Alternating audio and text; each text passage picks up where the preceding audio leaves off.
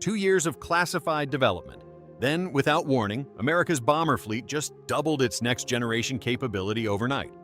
But here's what defense analysts aren't saying. These aren't experimental toys gathering dust.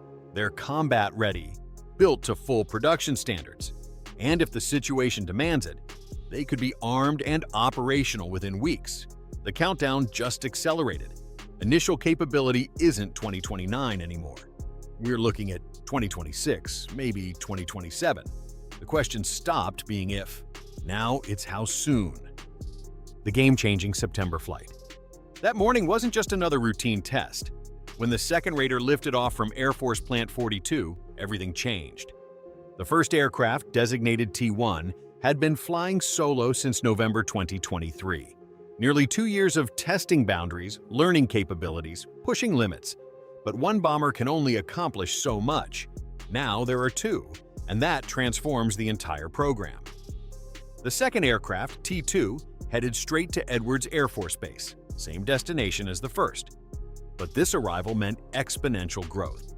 With 2 bombers in the test program, the Air Force can now tackle missions impossible before, and one aircraft validates radar signatures while the other tests weapon systems with simultaneous operations and parallel development, and the kind of efficiency that eliminates years from traditional timelines.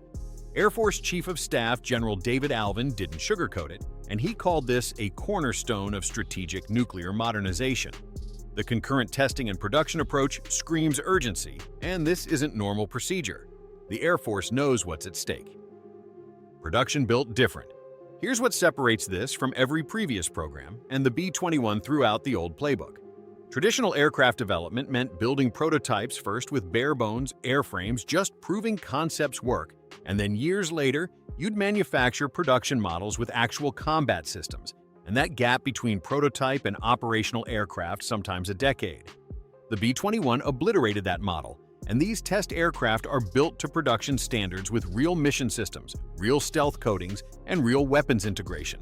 And the only modifications needed for combat readiness are minor software updates and final systems checks. That's it. Northrop Grumman's facility at Plant 42 isn't experimenting, and they're manufacturing at scale. The company received its second low-rate initial production contract late 2024, and current reports suggest something unheard of in defense programs. Under budget and ahead of schedule.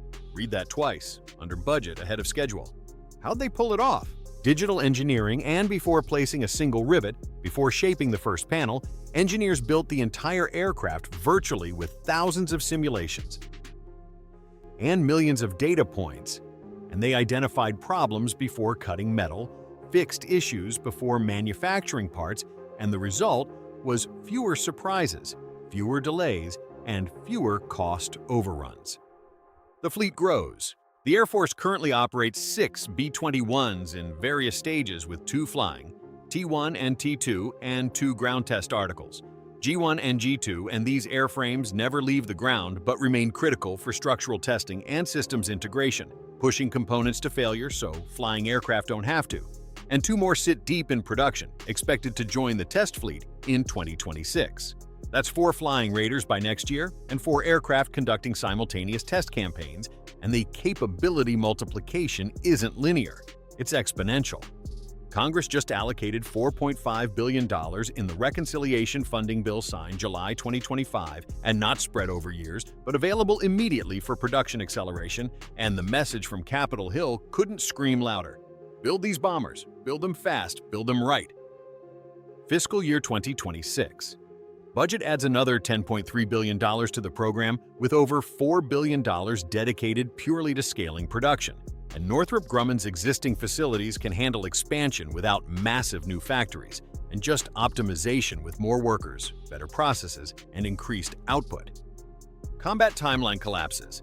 Initial operational capability was originally pegged for 2029 as a safe bet and conservative timeline with room for delays. But recent Air Force leadership statements suggest something radically different. 2026 or 2027, possibly sooner if national security demands it. Those test aircraft flying right now aren't distant cousins of operational Raiders, and they're siblings, and close enough that rapid conversion is possible, and Air Force officials confirmed that if urgent operational necessity arose, test aircraft could be configured for combat missions quickly, and not in years, but in weeks or months. Think about that. And right now, today, America possesses two sixth-generation stealth bombers that could theoretically be armed and deployed if tensions exploded. And that's not hypothetical planning. That's real deterrence. Ellsworth Air Force Base in South Dakota won the competition to become the first operational home and construction projects launched in fiscal 2026. And not planning, not studies, but actual construction with hangars, maintenance facilities, and training centers and the infrastructure for a B-21 squadron rising from South Dakota plains. Strategic impact. The B-21 delivers what the B-2 couldn't. Mass availability and 20 operational B-2 Spirits served brilliantly through Desert Storm, Kosovo, Afghanistan, Iraq, Libya, and Syria, and every major conflict since 1991, but 20 isn't enough anymore. And the world grew more dangerous with threats more sophisticated and adversaries more capable.